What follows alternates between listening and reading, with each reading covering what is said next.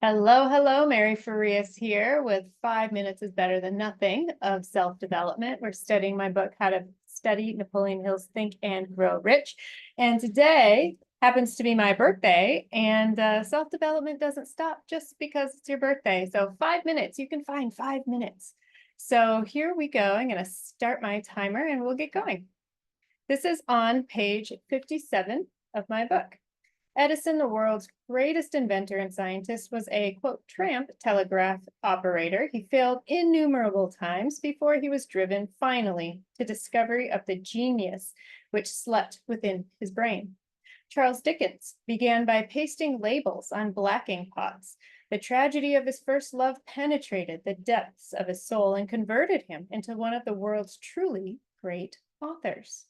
That tragedy produced first David Copperfield, then a succession of other works that made this a richer and better world for all who read his books.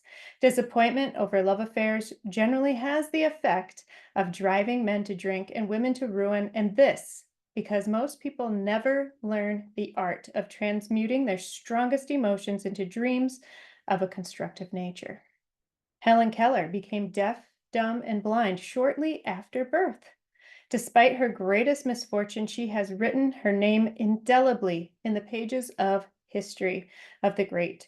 Her entire life has served as evidence that no one is ever defeated until defeat has been accepted as a reality.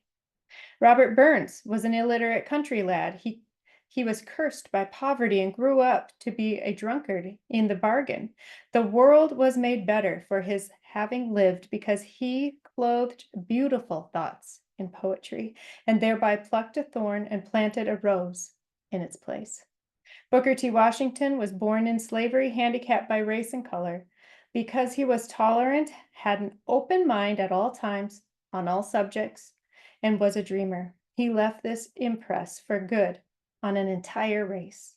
Beethoven was deaf, Milton was blind, but their names will last as long as time endures because they dreamed and translated their dreams into organized thought. Before passing to the next chapter, kindle anew in your mind the fire of hope, faith, courage, and tolerance. If you have these states of mind and a working knowledge of the principles described, all else that you need will come to you when you are ready for it.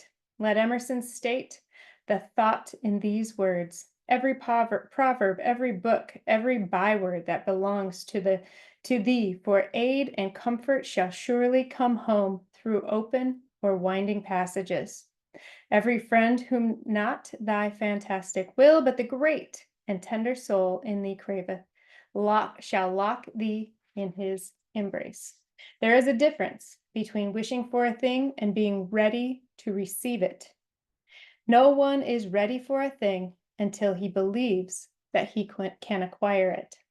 The state of mind must be belief, not mere hope or wish.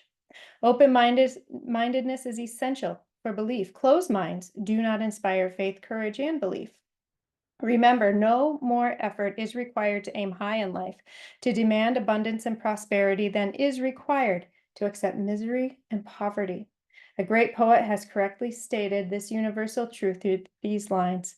I bargained with life for a penny, and life would pay no more. However, I begged at evening, when I counted my scanty store, for life is a just employer. He gives you what you ask, but once you have set the wages, why, you must bear the task. I worked for a menial's hire only to learn, dismayed, that any wage I had asked for of life would have willingly paid. There's something really important in this passage. I know it was kind of long, but he says there is a difference between wishing for a thing and being ready to receive it.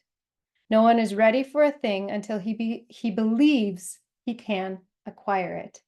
The state of mind must be belief and not mere hope or wish.